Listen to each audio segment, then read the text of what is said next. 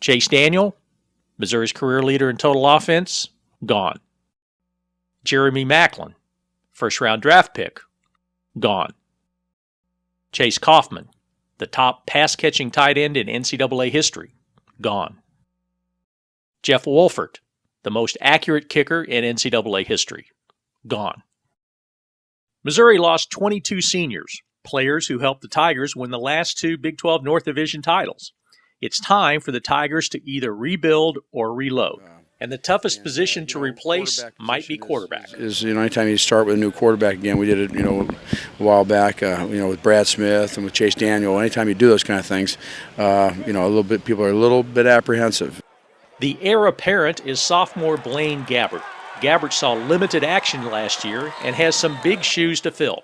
But everyone in Columbia seems to think he has the right tools for the job. He has the size, the speed, the arm strength, all those types of things, and he's different than Chase Daniel, and just like Chase was different than Brad Smith. So, it's kind of the offense will be more tailored toward the Blaine Gabberts and that way, and then also the other weapons we have. Obviously, he's a bigger guy, whatever. He got a strong arm, amazing arm. So, and he's a pretty smart quarterback. So he's catching on to our offense and getting everything down. He got a real high talent level, number one. I think he's a player that has tremendous potential. But our goal is to have him reach his potential. So far, Gabbert is downplaying the hype. Our offense just gets people in the right position to make plays, and my job is just to get the ball to them, and they're going to go with it. The one sure thing on offense is running back Derrick Washington. The junior rushed for over 1,000 yards last season and figures to be a focal point of the play calling. When you start circling guys on our football team, we know we have to get the ball to an offense. Number 24 is probably the first guy you're going to circle. And he is our tailback, so handing him the football and letting him run with it is the easiest way to do it. And, he had a tremendous year last year. It's kind of probably a secondary weapon in our offense when you consider what we had with Maclin and Kaufman and those guys. But he's definitely going to be a focal point this year.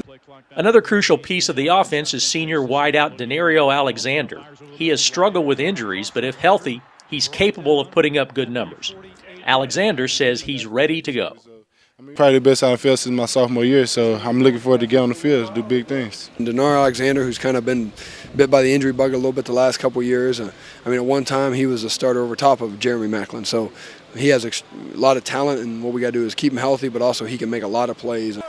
The defense is even more of an unknown. Statistically, they finished in the middle of the pack last year, and they lost most of their top contributors.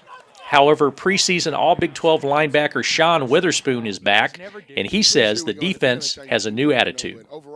What's different about this year's defense is going to be running to the football. Last year I don't think we got to the football as fast as we could have. So what we've been doing all summer, Coach Steck, he's the type of guy to where if you're out there jogging around, he's going to get your attention. He's been kicking guys off the field left and right, and we're going to cut down on that because, guys are going to really understand that it's not an option to run to the football. So this defense is going to be, just explosive, just always around the ball.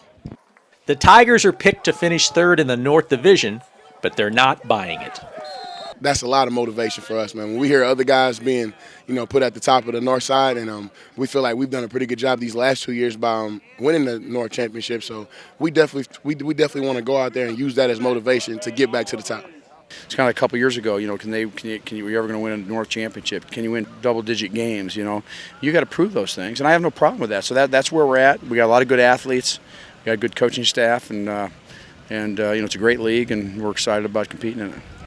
Missouri has won the last two Big 12 North Division championships, but a number of players who made those titles possible have departed.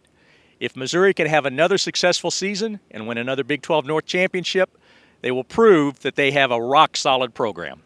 For Big 12Sports.com, I'm Wendell Barnhouse.